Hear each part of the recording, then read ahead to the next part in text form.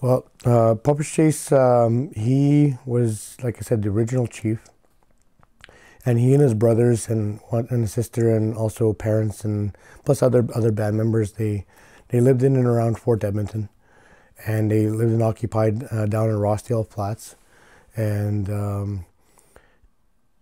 so they were basically the local band, you might say, around Fort Edmonton. And there were other bands that came, of course, with the Blackfoot, and they had their battles and stuff. But when it came time to sign the treaty, the federal government, they sent out commissioners to negotiate and settle a treaty between the First Nations out west in the Treaty 6 area, which is central Saskatchewan and into Alberta.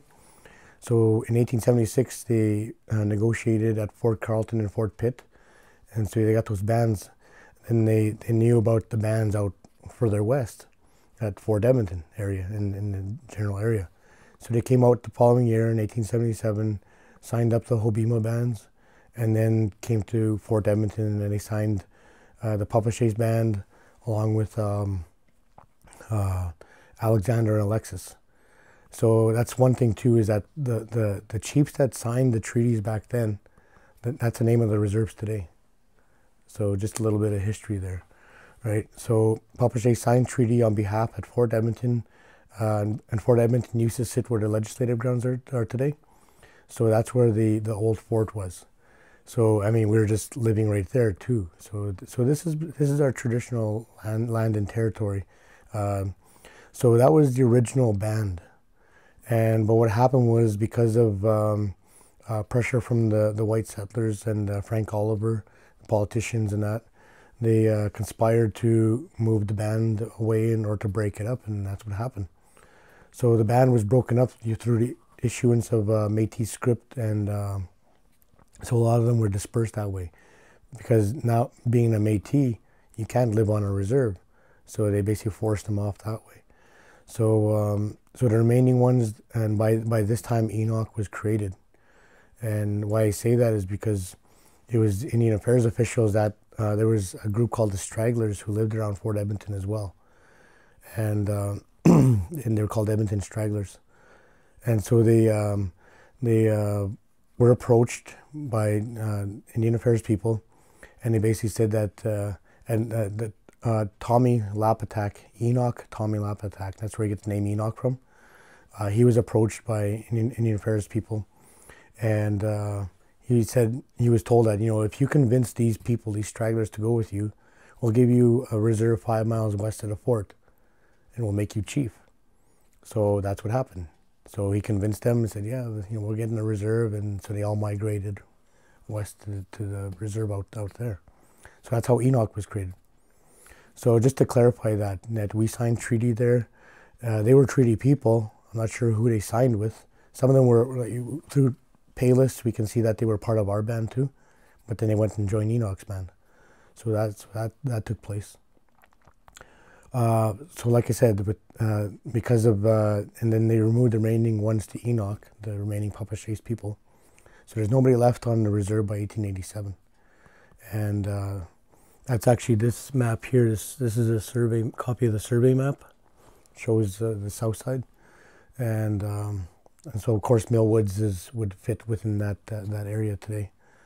That was surveyed started in 1880, and then it was finished in 1884. And I think there have been other maps. I think one's in 1890. You can find another map that goes back then.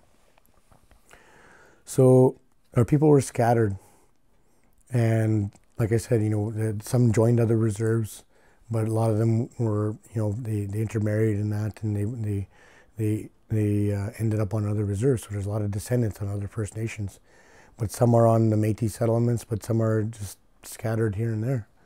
So we had a scattered people, and so by 1887,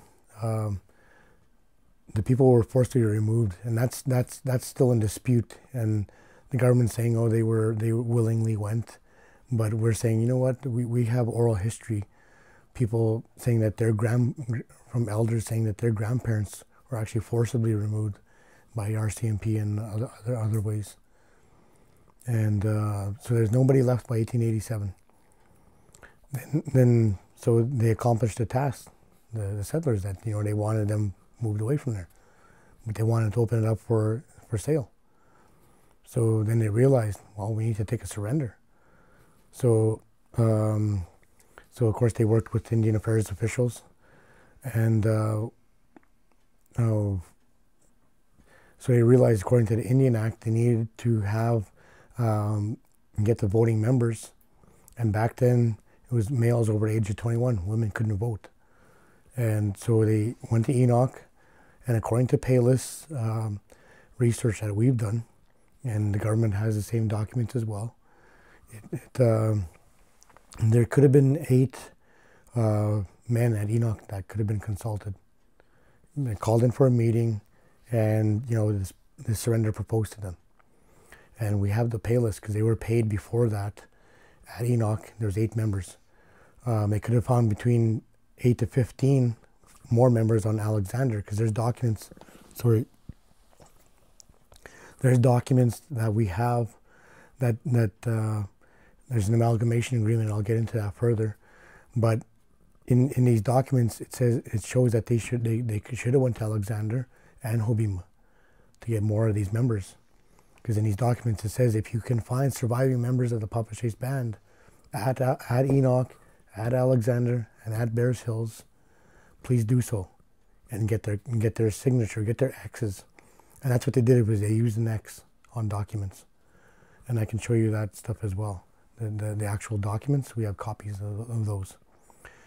So so they called a meeting, and like I said, they could have found 8, and the Indian Act says that you need a majority of voting members to agree to a proposed surrender.